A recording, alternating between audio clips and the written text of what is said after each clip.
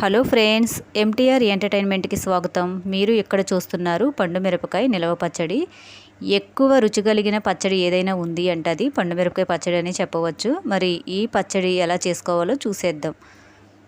ముందుగా నేనైతే దీనికోసం పండు మిరపకాయలని 1/2 కిలో తీసుకున్నాను. మనం పచ్చడికి ఉపయోగించేటప్పుడు ఎప్పుడైనా కూడా మనం చూసుకుని తీసుకోవాలి. ఎందుకంటే ఇవి తొడుములు లేకుండా అయితే పచ్చడి బాగోదు. అందుకని మనం పచ్చడికి ఉపయోగించే కాయలన్నీ కూడా తొడుములతో ఉండేటట్లు చూసుకోవాలి. ఇప్పుడు ఇవన్నీ కూడా చక్కగా వాటర్లో క్లీన్ చేసేసుకుందాం.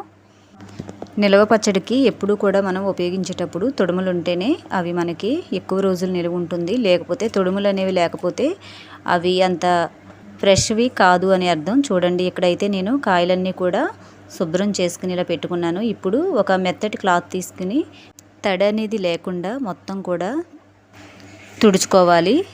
ఎక్కడా కూడా మనకి తడి అనేది తగలకూడదు.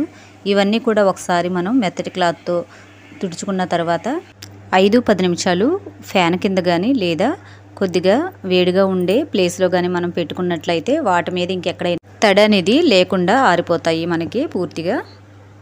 చూడండి, ఇప్పుడైతే నేను మొత్తం క్లీన్ చేసుకున్న తర్వాత ఇప్పుడు ఇవన్నీ కూడా చిన్న చిన్న ముక్కలుగా కట్ చేసుకుంటున్నాను. ఇప్పుడు నేను 1/2 కిలో పండు మిరపకాయలకి 90 గ్రాముల వరకు చింతపండును అయితే క్లీన్ చేసుకుని పెట్టుకున్నాను.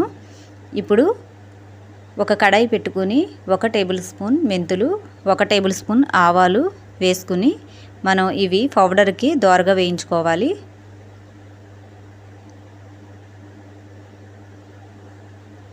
చూడండి, ఇవి మనకి దోరగా వేయించుకున్న తర్వాత ఇది మిక్సీ పట్టుకుని పౌడర్ అయితే ప్రిపేర్ చేసుకుందాం.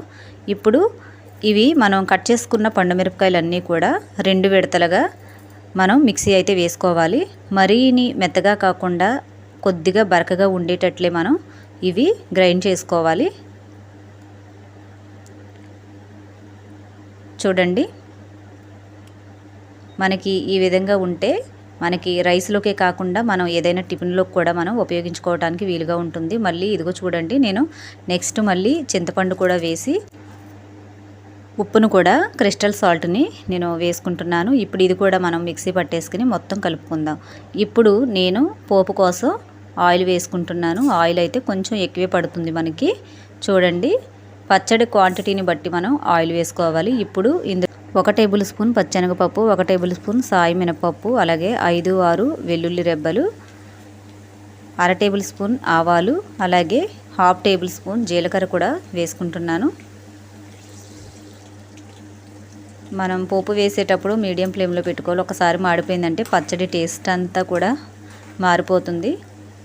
అలాగే 2-3 ఎండుమిరపకాయలు, అలాగే కొద్దిగా కరివేపాకు వేసుకుని మనం పోపు అయితే ప్రిపేర్ చేసేసుకుని కొద్దిగా చల్లారనిచ్చి పచ్చడిలో కలిపేసుకుంటే మనకి ఎంతో టేస్టీగా ఉండే పండు మిరపకాయల నిలవ పచ్చడి అయితే మనకి చక్కగా రెడీ అయిపోతుంది.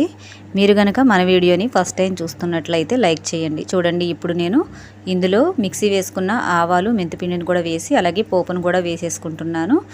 మన ఛానల్లో చాలా రకాల పచ్చళ్ళు అయితే ఉన్నాయి. ఎవరికైనా ఇంట్రెస్ట్ ఉంటే ఒకసారి మన ఛానల్ని విజిట్ చేయండి.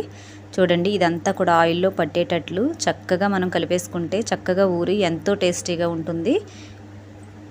చూడండి, చూస్తుంటేనే ఊరిపోతుంది కదా, మరి ఇంకెందుకు ఆలస్యం, మీరు కూడా ఒకసారి ట్రై చేయండి, మీకు ఖచ్చితంగా నచ్చుతుంది. ఇలాంటి వీడియోస్ కోసం మన ఛానల్ని ఇప్పుడే సబ్స్క్రైబ్ చేసుకోండి. Thank you for watching.